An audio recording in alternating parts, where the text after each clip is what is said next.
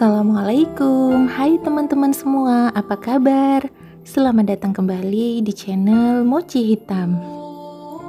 Seperti biasa, channel ini akan membahas seputar misteri, tragedi, dan kriminalitas yang terjadi di sekitar kita.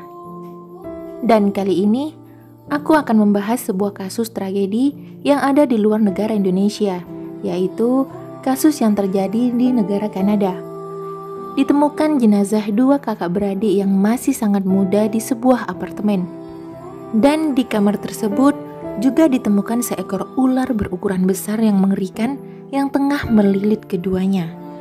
Bagaimana hal mengerikan ini bisa terjadi? Yuk kita langsung bahas bersama kasus ini.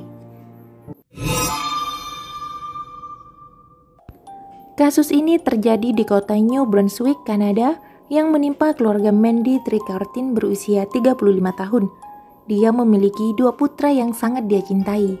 Yang bungsu bernama Connor berusia 7 tahun dan Noah berusia 5 tahun. Karena perbedaan usia yang dekat, keduanya selalu terlihat bersama, saling menyayangi satu sama lain dan saling menjaga. Di mana ada Connor, di situ juga ada Noah. Mereka adalah kakak beradik yang tidak terpisahkan.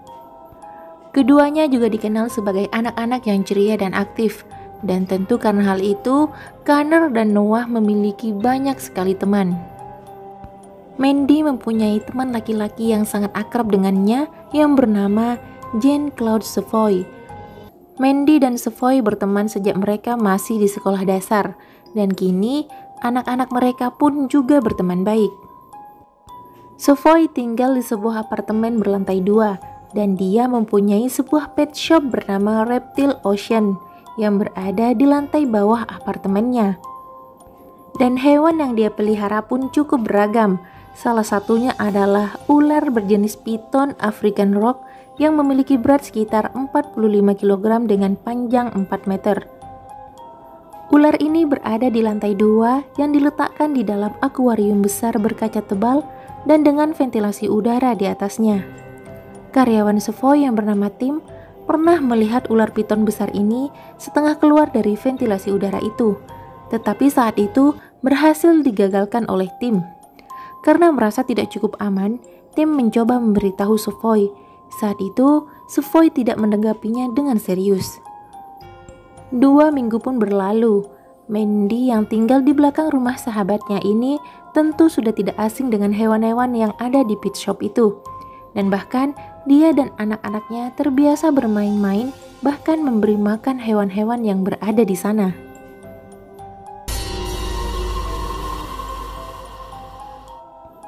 Di hari naas itu, tanggal 4 Agustus 2013, Connor dan Noah meminta izin kepada Mandy untuk menginap di rumah temannya, yaitu putranya Savoy. Mandy tentu mengizinkan karena itu sudah sering terjadi, dan bahkan sudah seperti rutinitas untuk bermain dan menginap di rumah Savoy.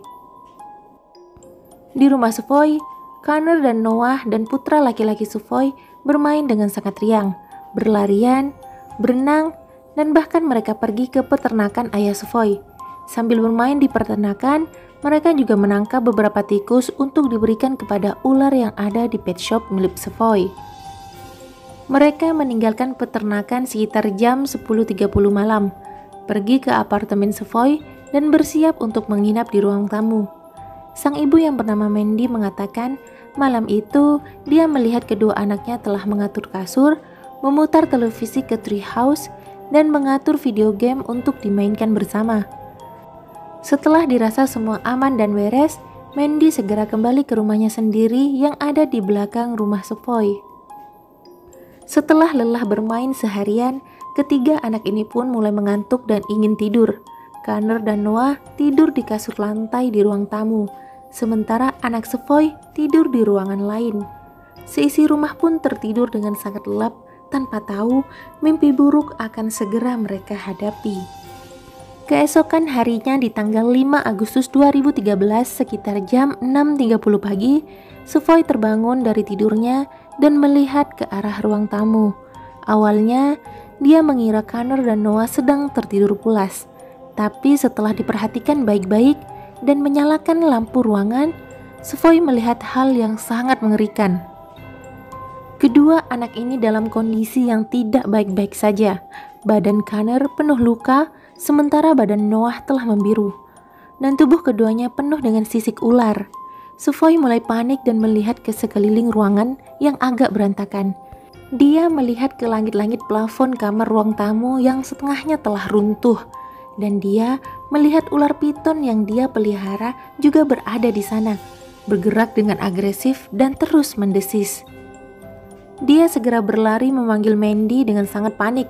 Mandy pun jauh lebih panik ketika melihat kedua putranya yang memang telah ditemukan meninggal dunia di dalam tidurnya. Polisi setempat segera mendatangi area apartemen Sufoi. Salah satu tim medis yang juga datang saat itu bersaksi bahwa ketika Sufoi berhasil menangkap piton dan memasukkannya kembali ke kandangnya, ular itu mendesis dan menerjang dinding kaca akuarium dengan rahang terbuka yang sangat lebar, dan itu terjadi berulang kali. Dia juga sempat melihat ular besar itu berdiri tegak layaknya seekor ular kobra. Orang-orang yang berada di sana khawatir ular piton ini ingin kembali ke tempat di mana Connor dan Noah berada. Tidak memakan waktu lama, hasil otopsi kedua bocah malang ini pun dirilis dan hasilnya mereka berdua dinyatakan mati lemas dengan tulang remuk karena lilitan ular seberat 45 kg ini.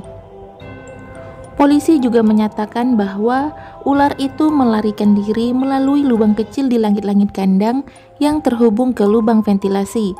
Saat ular merangkak melalui lubang ventilasi yang tepat berada di atas ruang tamu, karena terlalu berat, akhirnya struktur atap menjadi runtuh.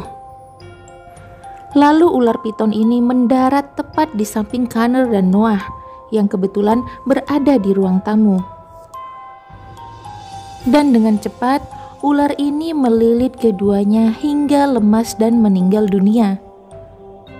Sementara Jean-Claude Sufoi diadili di pengadilan New Brunswick atas dua tuduhan, yaitu kelalaian kriminal yang menyebabkan kematian. Di pengadilan, saat Mandy dimintai bersaksi, dia hanya bisa mengatakan bahwa dia tidak ingin menyakiti hati siapapun atas kejadian yang menimpa putra-putranya.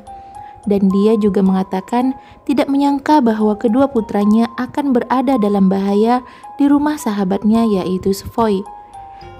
Sepanjang pengadilan, Sufoi hanya bisa tertunduk sedih sambil menyeka air matanya mendengarkan pernyataan Mandy. Dan kini, Connor juga adiknya Noah telah dimakamkan dalam satu peti di pemakaman setempat. Ratusan orang-orang berdatangan untuk memberikan salam perpisahan terakhir untuk kedua kakak beradik yang dikenal ceria ini. Dan saat ini, Mandy telah memiliki anak kembali yang jenis kelaminnya adalah perempuan dan laki-laki. Yang keduanya berwajah mirip seperti kedua saudaranya yang telah meninggal.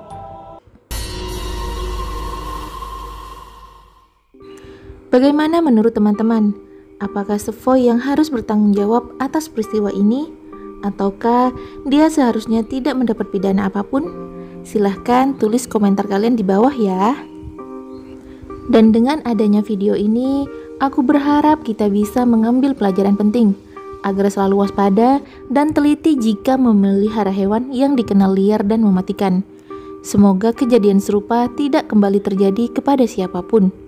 Dan semoga Connor dan Noah dapat beristirahat dengan tenang. Amin. Akhir kata, terima kasih buat teman-teman yang sudah menyimak hingga akhir. Jangan lupa like dan subscribe channel ini hanya jika kalian suka dengan berita-berita kriminal yang aku sampaikan. Sampai jumpa di video selanjutnya. Tetap jaga kesehatan. Wassalamualaikum dan bye-bye.